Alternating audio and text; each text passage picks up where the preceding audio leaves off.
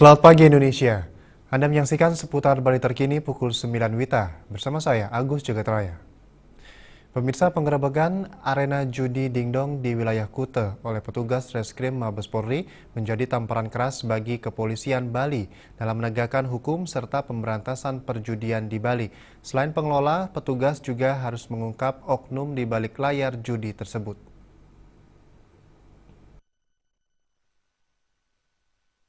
Pengamat hukum yang juga Direktur LAPI Bali, Imade Swardana mengatakan, keberadaan permainan judi di Bali memang sudah ada sejak lama, mulai dari judi togel, online, judi sabung ayam, judi jangkrik maupun judi anjing herder, judi ceki, judi dingdong, judi sepak bola, dan judi pilkada.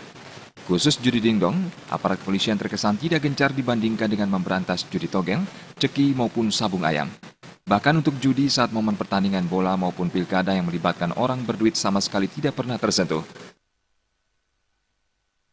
Siapa yang membacking ini nggak pernah muncul, selama ini nggak pernah muncul. Apakah yang membacking itu adalah polisi sendiri, ya, atau yang membacking itu adalah pejabat birokrasi atau kekuatan politik misalnya? Ini kan penting untuk diungkap. Nah, selama ini kita yang diperlukan apa? Transparansi. Tapi sampai saat ini belum dipublikasikan siapa sebenarnya yang membacking-nya. Sangat tidak masuk akal, ya. Judi itu jalan sendiri tanpa ada yang membackingi, maka perlu diungkap ini agar apa yang terjadi, agar berhenti pejabat-pejabat yang ingin membackingi itu agar sadar. Adanya judi dingdong tidak lepas dari lemahnya aparat wilayah yang kurang membaca situasi di daerahnya, membiarkan hal itu terjadi sehingga Mabes Polri langsung turun melakukan penggerebekan. Untuk itu penyidikan judi dingdong ini harus dilakukan transparan sehingga oknum yang membackingi tidak kembali mencari jaringan yang lain untuk mengulangi perbuatannya. Potensi kelemahan itu besar terjadi.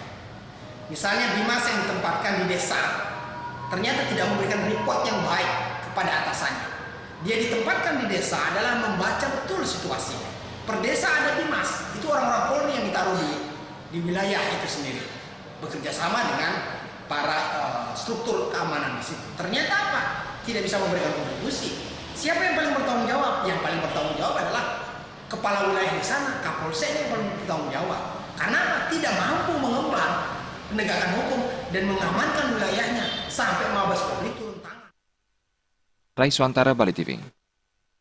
Pemirsa, demikian seputar Bali terkini kali ini. Nantikan informasi menarik kami lainnya dalam seputar Bali terkini 1 jam mendatang. Salam Indonesia.